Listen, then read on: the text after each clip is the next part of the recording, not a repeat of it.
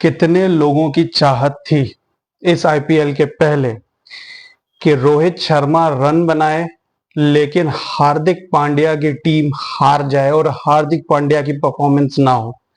ऐसे लोगों के लिए कल एक आइडियल मैच था। वानखेड़े में battle of the legends, the clash of the Titans, Chennai super Kings और मुंबई इंडियंस का मैच। रहाणे को पता नहीं क्यों ओपनिंग भेजने का डिसीजन लिया मैनेजमेंट ने, शायद इसलिए क्योंकि रहाणे मुंबई से हैं और फेमिलियर हैं वहां की कंडीशन से, मगर ये प्लान कंप्लीटली बैकफायर कर गया। ऋतुराज गायकवाड़ जो जनरली ओपन करते हैं वो इमीडिएटली आ गए और उन्होंने और रविंद्रा ने एक छोटी पार्टनरशिप की। हवेवर रन रेट जो वानखेड़े के हिसाब से होना चाहिए वो नहीं था। रविंद्रा आउट हुए और उन्हें आउट किसने किया? एक लेग स्पिनर श्रेयस गोपाल ने।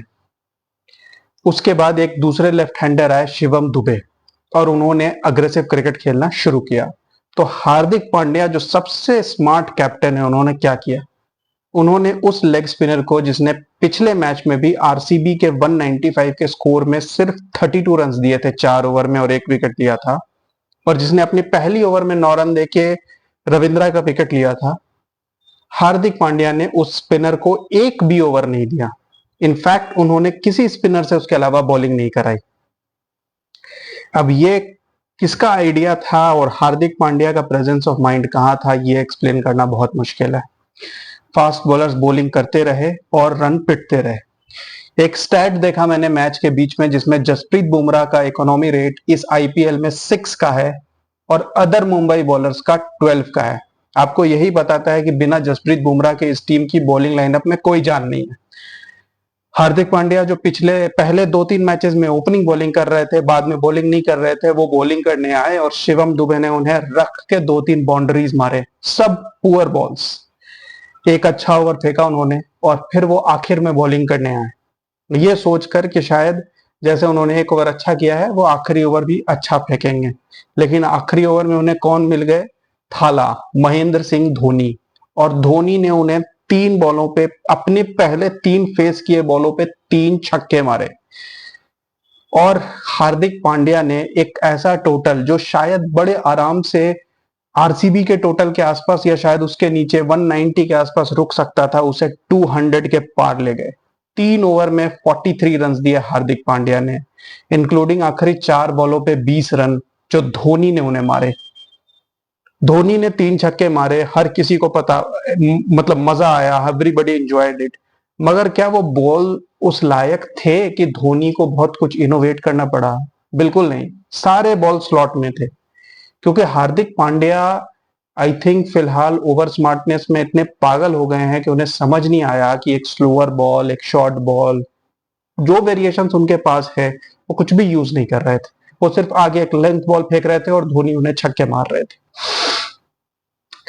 जो भी था, शिवम दुबे की फॉर्म देख के ऐसा लगता है कि उन्हें वर्ल्ड कप में नहीं ले जाना सबसे बड़ी गलती होगी। जो उनके सबसे बड़े कंपटीटर है हार्दिक पांड्या, उसको भी उन्होंने बहुत मारा और उसके अलावा भी सारे बॉलर्स एक्सेप्ट बुमराह उन्होंने अच्छा खेला। अब सवाल यह है कि क्या शिवम दुबे के अगेंस्ट एक बार श्रेयस गोपाल के लेग स्पिन ट्राई नहीं करनी चाहिए थी अगर सारे बॉलर्स रन दे रहे थे तो? अब ये तो हार्दिक पांड्या का डिसीजन था और शायद एमआई कैंप में जो भी कोचेस बैठे हैं उनको ये सजेशन देना चाहिए था। 200 क्रॉस हो जाने के बाद चेज मुश्किल होता ही है, मगर मुंबई इंडियंस ने पिछले मैच में इसी ग्राउंड पे 196 15 ओवर में चेस किया था, तो 205 बियॉन्ड द रीच नहीं कह सकते। शुरुआत अच्छी हुई, ईशान किशन फिर थोड़े अग्रेसिव नजर आए, मगर उनके डिसमिसल के इमीडिएटली बाद जो सूर्य कुमार यादव के डिसमिसल हुई, मैच वहीं से पलट गया। पथीराना, श्रीलंका के जो लसित मलिंगा के जूनियर वर्जन कह सकते हैं, same action, same style, same yorker फेंकने का तरीका, उन्होंने इस गेम को बदल दिया। तिलक वर्मा आए और उन्होंने भी अग्रेसिव खेला। रोहित शर्मा बहुत बेहतर खेले, उन्होंने एक सेंचुरी बनाई, second century of this IPL जो लॉस में गई, और दोनों सेंचुरी इंडिया के 2 स्टॉलवर्ड्स विराट कोहली और रोहित शर्मा की। ओनली विनिंग सेंचुरी जो भी आई है वो जॉस बटलर की आई है।